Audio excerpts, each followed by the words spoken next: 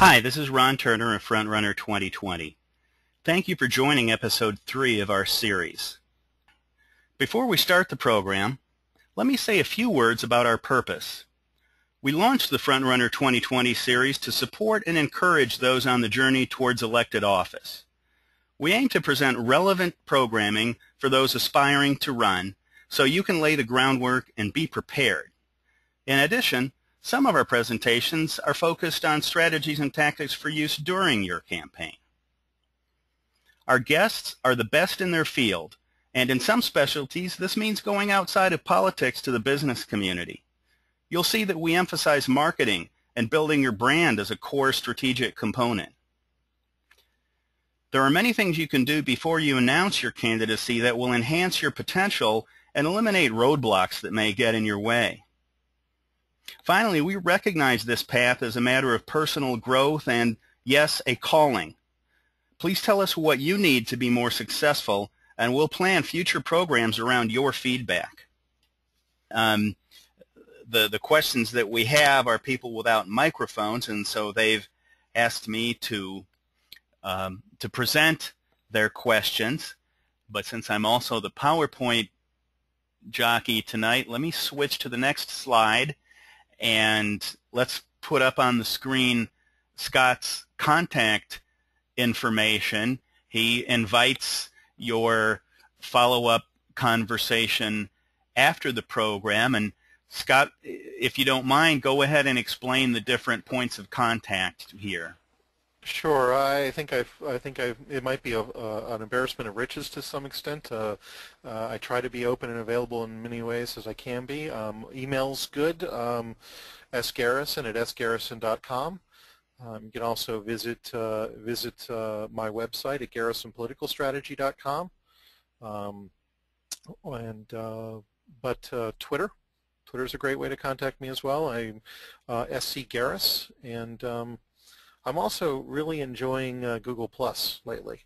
So there's a link to my Google profile at gplus.2/Scott Garrison, and that is also where you can find me on LinkedIn at linkedin.com/n/Scott Garrison, and of course you can find me on Facebook because everyone's on Facebook, right? I really do think that's true. What is it? Over 1 billion sold.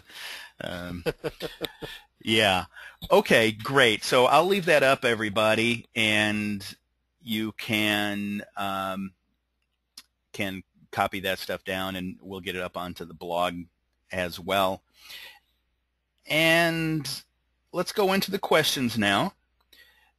One of them that came in, we were talking about the initial part of organizing the list. Someone asked about the online donor databases that are available where you can see people who have donated money to other campaigns. Scott, how do you feel about that as a source of targets for fundraising?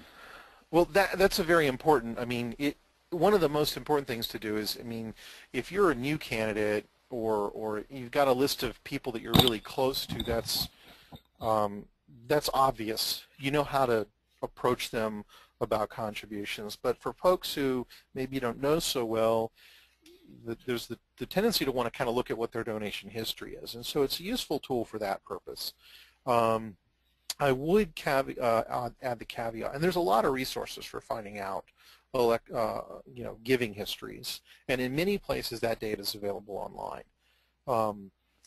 I would add the caveat, and I think it's important to know that under federal law, it is not permissible to take a report, a federally filed campaign finance report, and use it as a solicitation list. So you can't go get that list, download it, and then mail everybody on it and ask for money, or call everybody on that on a particular report. So you can't use an FEC-filed campaign finance report as a solicitation device. Not all states have. Some states also may have similar restrictions. Not all states do. I encourage everyone who's considering to look at state data to make sure they know the law as it pertains to that. I do think it's important, though, in general terms, if you've got lists of people that you don't know whether, I mean, just because you find a list of people, say association members, or, let's say someone gives you a list to say they're a member of a professional association and they share the list of the membership of that professional association. And, certainly just calling through everybody on there is a way that you can work through fundraising. But it is nice to go through and kind of check to see whether or not these people have giving histories at all. And if you're in a partisan race, of course, it's kind of helpful to know, you don't want to call someone whose giving history is to your opponent or to all the, members of the opposition party that are a lot like your opponent. Okay, that's helpful. And as I presented this question, I thought of one of my own, which is that if you're scraping that kind of data, and notwithstanding what you said about the federal reports, which you can't use for prospecting, but let's say you're in a state where you can use the state data, do you get much out of calling a bunch of strangers if you call a list of donors in your district? No, I don't think that's generally I consider that not to be a best practice. I mean, that's when you're late in a campaign, you get desperate, people will turn to that. They've got no one else left to call and they'll work it. But the fact of the matter is those reports don't generally come with phone numbers or emails or anything like that attached. So you've got to do a lot of research to find that information. And the fact of the matter is that investment of time and resources could be used developing better fundraising lists and doing better donor prospecting. Now, and the other side of it is that if you go get one person's report and you want to call everyone on there, well, I mean, look at what we talked about in terms of who you start fundraising from. You start with your friends and family. Well, if I'm going to run for office and my friends and family help me run, they really are not great prospects for Joe Smith who wants to run. Now, let's say I win, but then I get thrown out of office after a cycle. And let's say a couple years later, Joe Smith wants to run for the same office, and he wants to look back who my donors were. Well, my family and friends aren't great prospects for him. My Aunt Sally's not going to give him, $5,000 like she was willing to give her dear, nephew. And so, I mean, one solution that still lets you kind of look at that prospecting data is to recognize that if you're going to go to that kind of trouble of gathering information like that, you really need to take multiple reports. You need to gather multiple lists, and you need to look for people who give to multiple campaigns of similar profile. And in fact, that's something I've worked with a lot, but generally that isn't as valuable unless you can match it to other lists you have. And that's really the key, is multiple reports matched to other lists with contact information. Okay, it's a hard data project to do. Well, that's very helpful. So I hear what you're saying about prioritizing, and I'll kind of wrap that up into a Front Runner 2020 kind of philosophy, which is part of how you started the presentation, is going to your own personal contacts, and that's something someone can do in the months and years leading up to a run for office, is to treasure those relationships, to build those relationships both using modern online tools as well as old-fashioned in-person contact, so that then you don't have to depend on some extreme data mining wizardry. Yeah, but one thing I would add is that, look, at some point in a campaign, you're going to be cold calling people. Eventually you're going to get down to people you don't know yet, and you're going to call them because you have to. Oh, okay. Okay, so you're saying that is part of it then. It's just part of this whole concentric circle thing. It's when you work your way to those outer rings. Exactly. Okay, I understand. Thanks for clarifying that.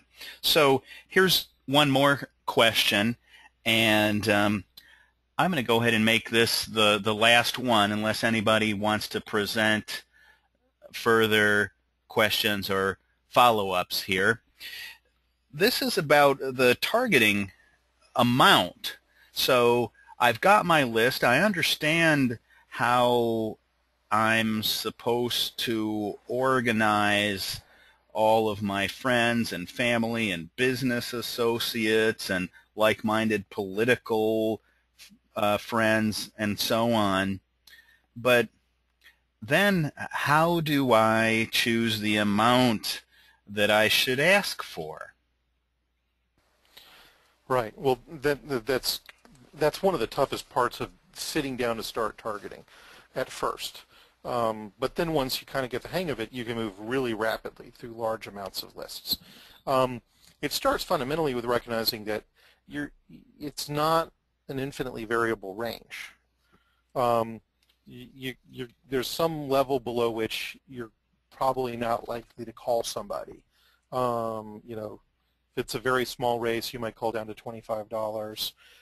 But like a state legislative race, $125. I always tell candidates just at just about any level, be willing to call down to $125. But so you've got levels, and you've got relatively discrete bucket levels, right? So you can think about 125, and I like 125 better than 100, because anybody who can give 100 can probably give 125, and 4 of those, and you've got basically 1 extra contribution. 125, 250, 500, 1,000, and then maybe $1,500 level, but that's a fairly infrequent level. Kind of the jump from 1,000 is to 2,500. Now, there might be some nuance between there, and just like there might be some nuance between 500 and 1,000, those nuanced people are kind of exceptions to the norm, and they jump out at the person. And generally the nuance comes along because the candidate knows them really well. Mm-hmm. So 2,500, 5,000, and at that point, then you're getting into the people who can raise money. You're asking people, could you raise 10,000? Could you raise more? And then you're also talking about, at this point, you're into congressional and statewide type races. But you're fundamentally, when you look at someone and try to decide to target them, what you're doing is you're saying, at what level are they? At what level are they? And the simplest way to deal with that when you don't know is try to guess a range of 3 of those levels that seems reasonable and makes sense based on what you know about the person, and just pick the middle one. I mean, this doesn't have to be really, really, you don't have to heavily reach this stuff. Remember, we're using this as the input to a planning process that makes some incredibly conservative has some conservative estimates in it, 1/3 performance and 60% performance. So you don't have to be, correct down to the dollar when you're targeting. But the second part, and this is important, is that if you start early enough and you do this right, you should target your own donors later in the process. You should resolicit your own donors. If someone gives you $250 early in the campaign, 3 or 4 months later, you need to go back to them and ask them for some more money. If you're in a campaign with maximum donations and you get someone who maxes out, you need to come back and ask that person to go help raise money on your behalf. Mm-hmm. And so this is the other part of targeting, is targeting keeps going all the way through the campaign. You don't have to get all the targets you need to hit your budget before you start. You just need to always be watching how many targets you've accumulated to see whether you have a chance of hitting your budget. You're going to always go out and target more and get more lists. Well, eventually the list you need to target is your own past donors. And so in that sense, don't worry if you get it wrong the first time, you're going to have another chance. Mm-hmm. As long as you start early enough and are systematic and thorough. And say thank you. Thank you. Okay. Well, let me say thank you to you, Scott, because we're going to stop the questions there.